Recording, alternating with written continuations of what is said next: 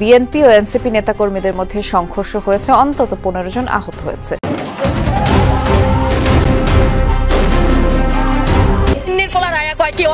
স্বাধীন করে লাগছে ওই ইউনিভার্সিটির সামনে খাড়াইয়া ওই জোরে জোরে বক্তব্য দিলে মানে ওই জোরে গর্জন দিলে সিংহ হয়ে যায়। মাদকের ব্যবসায় কে দায়ী? সমন্বয়ক দায়ী। চাঁদাবাজি করতেছে কে? সমন্বয় করতেছে। তদবির করতেছে কে? সমন্বয় করতেছে। মনে হচ্ছে বৈষম্য বিরোধী ছাত্র আন্দোলনের ছেলেমেয়েরা দেশের সব কিছু লুটপাট করে খেয়ে ফেলছে। দেশটা স্বাধীন করছে কেটা? এদের স্বাধীনতার কেটা করছো? দেশ থাকবো না মিয়া। খানকের বলার কি কোনো দেশের লোকের যুদ্ধ করে স্বাধীন হচ্ছে? কোন দেশের লোকের যুদ্ধ করে স্বাধীন হচ্ছে?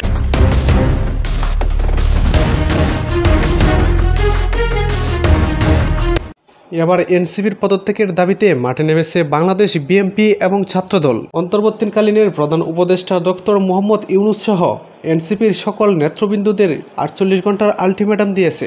বিএনপির নেতাকর্মীরা গণমাধ্যমকে জানিয়েছেন 48 ঘন্টার মধ্যে ডক্টর ইউনূস যদি পদত্যাগ না করেন তাহলে পরবর্তী 48 ঘন্টা বাংলাদেশের রণক্ষেত্র শুরু করে দিবেন।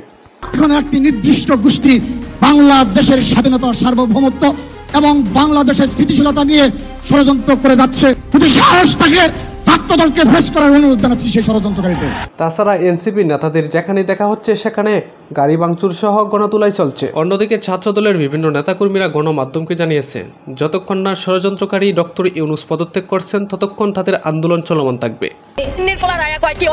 স্বাধীন করে লাগছে ওই ইউনিভার্সিটির সামনে খাড়াইয়া ওই জোরে জোরে বক্তব্য দিলে মানে ওই জোরে গর্জন দিলে সিংহ হয়ে যায়। অন্যদিকে দেশের রাজনৈতিক বিশ্লেষকরা মনে করেন বর্তমানে দেশের এমন অবস্থায় কে আওয়ামী লীগ কে বিএনপি এইসব না দেখে দেশকে কিভাবে সন্ত্রাসমুক্ত করা যায় তার পরিকল্পনা করতে হবে। এই এনসিপিরা সারা বাংলাদেশের একটি ভাইরাস হিসেবে রূপান্তরিত হয়েছে।